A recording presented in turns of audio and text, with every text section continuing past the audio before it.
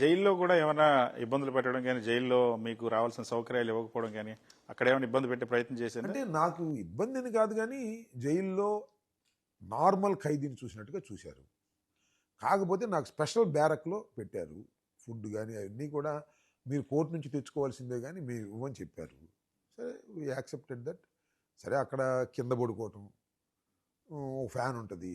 సరే అది పెద్దగా సమ్మర్ కాదు కాబట్టి ఫ్యాన్ కూడా వేసుకోలేదు. నాకేమో స్లీప్ యాప్నియా ఉంది. మిషన్ అలౌ చేశారు అదే రోజున. అంతకన్నా ఎక్స్ట్రా ఏమి నాకు ఇవ్వలేదు. ఇవ్వకపోయినా నేనేం కంగారు పడే పరిస్థితి ఏం లేదు. హ్యాపీగా ఉన్నాను, దానిలో సందేహం లేదు. హ్యాపీగానే కింద పడుకోవడం 4-5 రోజులు కొద్దిగా ఇవన్నీ నిప్పులు వేసినాయి కానీ తర్వాత అలవాటు పడిపోయింది. కాకపోతే ఫుడ్ పెద్దగా బాగోదు. బాగోదంటే నా బోటోడికి అసలు నచ్చదు. నచ్చకపోయినా అనివార్యం, తిని బతకాల్సిందే అని తిన్నాం. కాకపోతే 6 గంటల లోపే భోంచేయాలి. 6 గంటల తర్వాత ఏముండదు. అది శాస్త్రీయంగా చాలా మంచిది. న్యాచురోపతిక్లో అదే చెప్తారు. అందువల్ల నేను చాలా రెడ్యూస్ అయ్యాను. లోపలికి వెళ్ళిన తర్వాత వెయిట్ లాస్ అయ్యాను because of that. So anyhow I can దాన్ని కూడా ఎంజాయ్ చేశాను. మీరు దాన్ని కూడా ఐ కెన్ ఎంజాయ్ దట్. దాన్ని కూడా ఎంజాయ్ చేశాను. రాత్రి 6:30కు లోపల వేస్తారు, పొద్దున 6:30 దాకా తీరు, అలాగే పడుకోవాలి. దానిలోనే బ్యారక్లోనే బాత్రూము, ల్యాబరేటరీ ఉంటాయి.